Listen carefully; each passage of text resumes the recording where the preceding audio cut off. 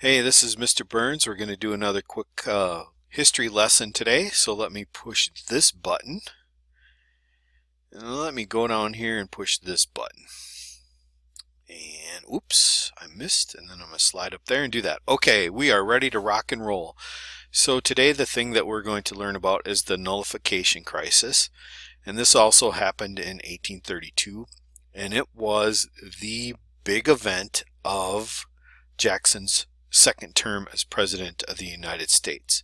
Now, nullification is a big word there. Let me just circle it for you. I made it go away too. How about that? Nullification, let's put her back in there. There we go. Nullification is a really big word right there. And what nullification in this context meant was canceling a federal law. Nullification usually would think of something like the Supreme Court declaring a law unconstitutional, but we'll see that it has a different meaning in this nullification crisis. So we're ready to move on and talk about what happened in the nullification crisis of 1832. So what we have is a picture of John C. Calhoun. He is perhaps the most famous politician from South Carolina. He was vice president in 1824 under John Quincy Adams, and then, really weird, he switched parties in 1828 and he ran with Andrew Jackson, and he was Andrew Jackson's vice president during Jackson's first term. If you were alive back in the 1820s, you would probably take a look at John C. Calhoun and see his speeches and what he did in public, and you'd say, that man, he's going to be president someday. So he seemed to be on the fast track to being president of the United States, and it was really weird that he was vice president to rival presidents, John Quincy Adams and Andrew Jackson. We'll probably never, ever, ever see anything like that in history again. So let's get this started. The nullification crisis. I need to put a number on my screen for you. And the number I'm putting down is the 10th Amendment. The 10th Amendment was very important. The 10th Amendment to the Constitution leaves any power that's not specifically written in the Constitution to the states and the people. So here's what John C. Calhoun was saying, that nullification was a power that was reserved for the states since it was not given to the federal government in the Constitution. So he said the proper place of a state was kind of between the federal government and the people. It was a state's job to protect the people, and in protecting the people from too much power of the federal government, it could nullify a law, or it could cancel a law. So Calhoun was saying that states did not have to obey laws that they thought went against the Constitution.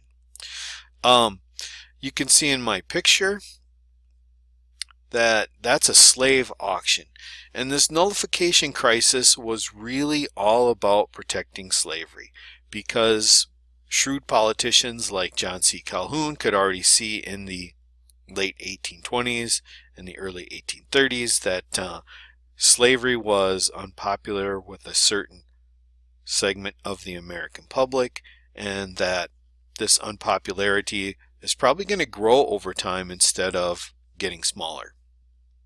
All right, so questions there. We will move on. So this nullification crisis happened in 1832, and the issue at hand, like I said, the real issue was about protecting slavery, but what upset South Carolina in 1832 was the tariff. A tariff is a tax on imported goods, and from the 1820s onward, the Congress had passed tariffs that protected American manufacturers. So American factories that made goods were able to profit some because foreign competition, when those goods arrived in the country, a tax was placed on them, and it made them more expensive. So For northern manufacturers, they love the high tariff. The government, in a way, liked the high tariff because this is a source of income from the government. The South, however, did not like the tariff. There was very little manufacturing in the South, and the South bought a lot of the things it needed, you know, tables and windows and doors, things like that, tools, machinery for their plantations and farms. A lot of that came from Europe, specifically Great Britain. So they didn't like paying more for these things, and the plantation owners also imported a lot of luxury goods from Europe because they were wealthy. They liked luxury goods. These things were all more expensive. So South Carolina was upset with the high tariff, and when the economy went bad, was a little shaky in 1832, the high taxes, of course, upset them a little bit more. Right. I missed the button there. So this is what happened then, is that the state of South Carolina listens to probably its most influential politician, and it decides to declare the tariff null and void. So these are these two words here. Null means the law is no good, and void means they're canceling it out, and they're not going to collect this tariff that's making goods more expensive for them. And if the federal government really wants to push the issue, then there was this second word here, which is secede. And secede is going to become an increasingly important word in American history from the 1830s through the 1850s, because secession is when a state decides to break the bonds of the Union and a state decides to quit. A state says it's no longer going to be part of the United States. Now, this only happened once in our history when the Civil War occurred. States left the Union and they were brought back in by force. So the secession is a pretty serious thing.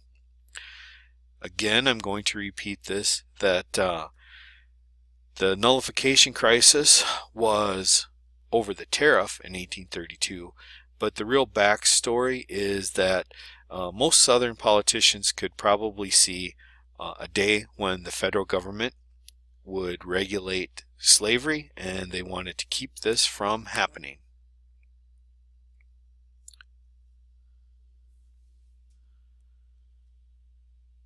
Yeah, so there was actually a famous kind of confrontation between Jackson and Calhoun at a Democratic supper party where Calhoun talked about liberty and protecting states' rights, and Jackson talked about all of that. The most important thing was preserving the Union. So the relationship between these two men ended very badly.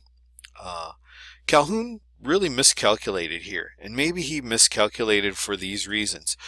Jackson, like Calhoun, was a Southerner. Jackson, like Calhoun, was a slaveholder, and he owed his position and wealth to the slaves that grew the cotton and tobacco on his plantation. So he thought President Jackson should be sympathetic to the South. Jackson was also a career Army officer, and Jackson had fought for his country, and he was a nationalist. He believed in the Union and keeping the Union strong. So it was probably a miscalculation on John C. Calhoun's part. So what ends up happening is when South Carolina declares this tariff null and void and says it's not going to collect it, Jackson thinks that that state is committing the most serious crime a person or a state can commit, and that is treason. Right? So he's enraged, and he orders federal troops to go to South Carolina, and they're probably going to end up in the biggest city, Charleston, which is their port city, and the Army is going to collect that tariff if need be. So we have a tense, heated situation here with federal troops in South Carolina, and maybe South Carolina might respond to those federal troops with violence. But the president clearly is prepared to collect that tariff by force. So that's this big stick. Andrew Jackson sends troops and we're going to collect this tariff. Other politicians were working to kind of ease the tensions in this crisis. The most important one was Henry Clay. Oops. Oh, went back the wrong way there. All right, go to my slide. Oh, now I'm going the wrong way. Pushing the wrong button. Technical difficulties. All right, here we go. I want my pen again. So here's Henry Clay, and that's a picture of Henry Clay. Henry Clay was famous in American history for running for president all the time, but he was also a man who knew how to make a deal. He knew how to make a compromise. So Clay goes to work in the House of Representatives, and he gets the House to pass a compromise tariff. The Senate also picks up this bill and passes it, and it goes to President Jackson, and he signs this compromise tariff. Now, it didn't lower the tariff right away, but it was set to gradually, as the years passed, it would reduce the tariff. So this was like lowering a tax on imported goods coming into the country, and that made the South a little bit happier. And so this crisis winds down with a good ending, I guess, when you consider that bullets aren't fired. The Civil War doesn't come in 1832, which is probably a good thing for the Union. The important thing to think about here is that in this crisis, South Carolina was at the heart of it. South Carolina is going to be at the heart of the start of the Civil War. It's going to be the most militant of the southern states. But in 1832, no other southern states rallied to South Carolina's cause. Virginia did not support South Carolina. Alabama did not support South Carolina. Mississippi did not support South Carolina. So that's probably why South Carolina was willing to also accept this compromise tariff and let the crisis quietly die down.